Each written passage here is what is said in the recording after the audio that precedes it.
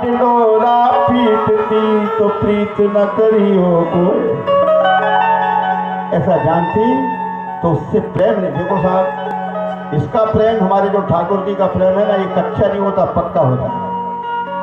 अगर इससे जिसका चिपक जाता है ना मन, वो फेविकोल का जोड़ नहीं, वो फिर अलग ही जोड़ है, जो कभी फिर अलग नहीं होता है ना।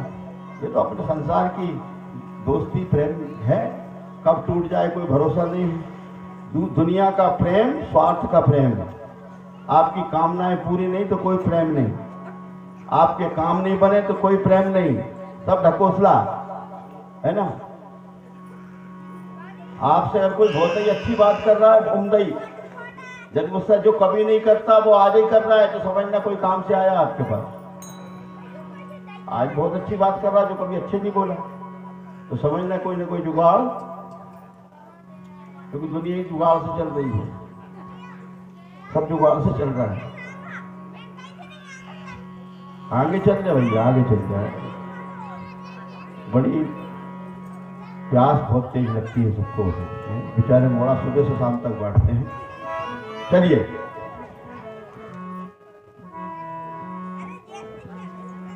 गोपियां भगवान की लीलाएं करने लगी। एक गोपी पूतना बन गई, दूसरी कृष्ण बनकर उसके ऊपर बैठ गई।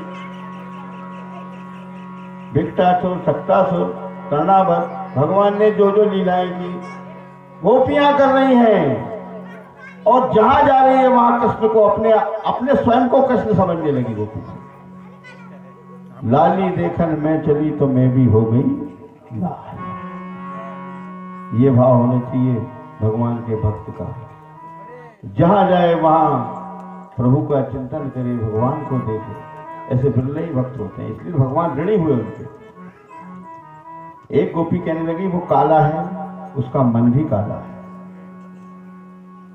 उसको भूल जाओ।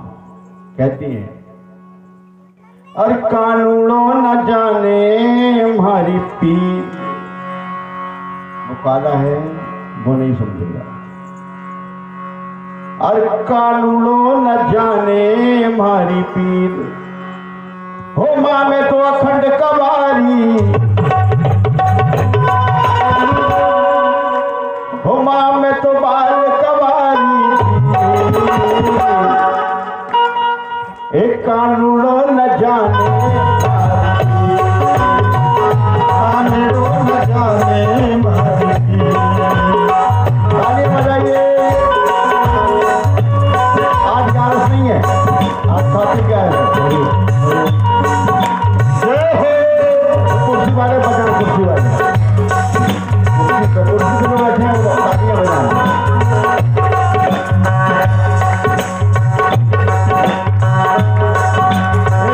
कानूनो न जाने हमारी पीर,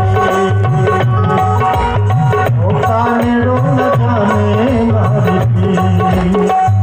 हो मां में तो अखंड कवारी, हो मां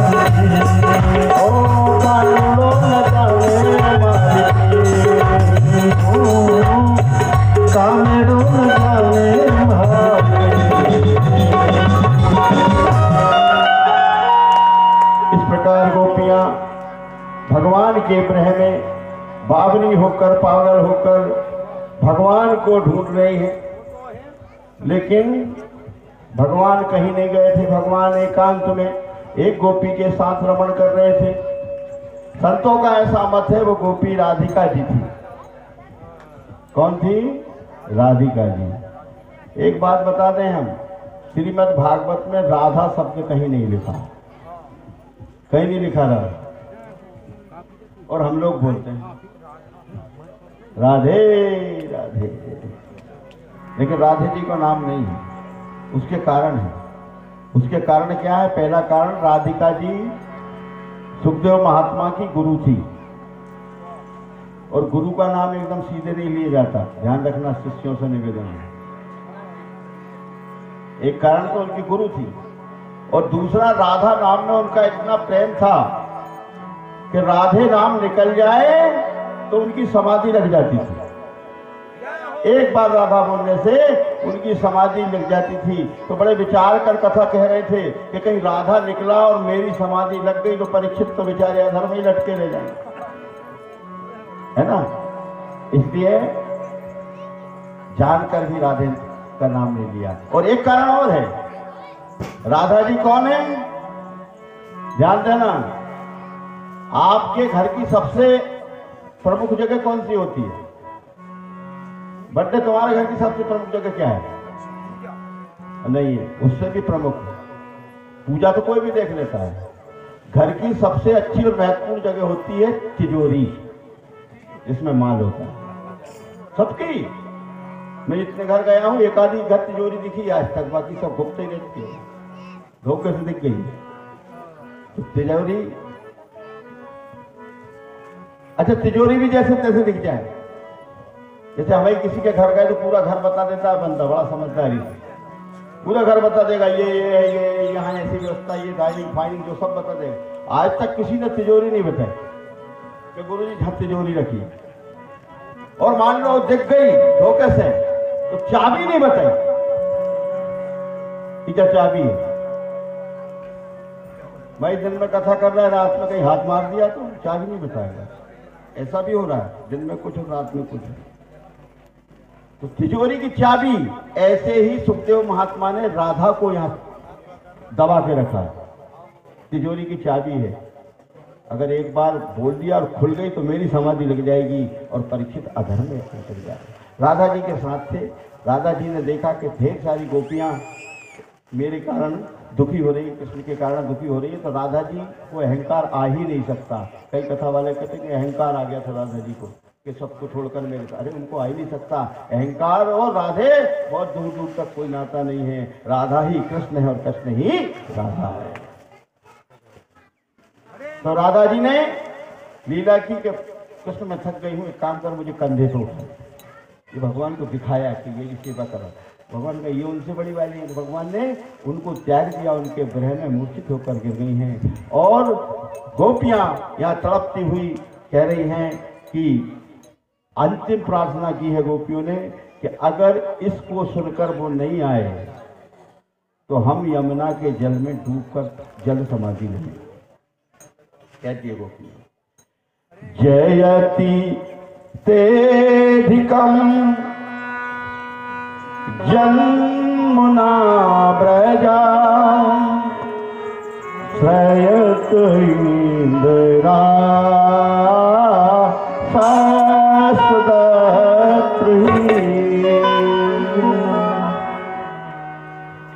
गोपियों ने ये भागवत का सबसे सुंदर गीत जिसे गोपी गीत कहा है, कहा कि गोपियों ने कहा, हे प्रभु आप जब से हमारे ब्रजमंडल में आए हैं तब से लक्ष्मी एक जगह नहीं टिकती, चलती फिरती रहती है, लेकिन जब से आप ब्रजमंडल में आए हैं तब से लक्ष्मी अचला हो गई, यही रुक गई। प्रभु हमारे अंदर काम है, क्रोध है, सब कुछ है, लेकिन आपके पास वो शक्ति है जिस प्रकार से आपने काली नाग के मस्तक पर फन पर अपनी चरणों के द्वारा उसके फन का सारा जहर निकाल दिया। प्रभु अपने चरणों को हमारे वक्ष स्थल पर रखिए, जिससे हमारा काम क्रोध रूपी जहर सारा समाप्त हो जाए।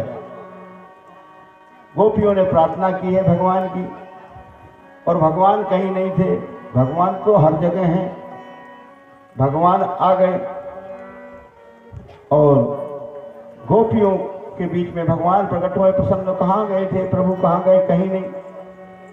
तो भगवान ने जितना गोपियों का अहंकार था सारा समाप्त कर दिया, और इसके बाद भगवान गोपियों के साथ रास के लिए तैयार हुए हैं।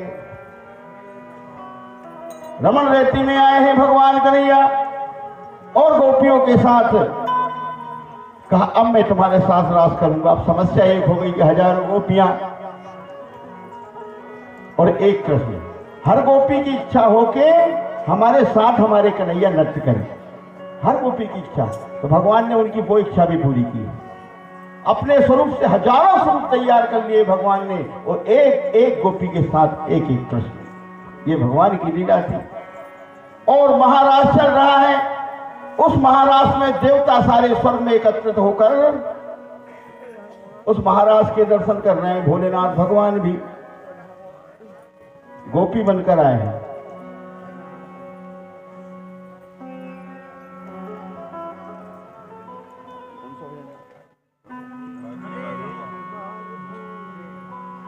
भगवान भोलेनाथ भी आए हैं पार्वती जी के साथ। उस महाराज में सभी को आनंद आ रहा है। अच्छा, मैं पूछना चाहता हूं कि आप लोग भी कथा के माध्यम से उस महाराज में जाना चाहेंगे? जाएंगे? कौन कौन जाएगा? वाह, भूरा भैया अकेले जाएंगे, बाकी आप लोग कोई नहीं जाएगा। वाह, क्या बात, अरे वाह।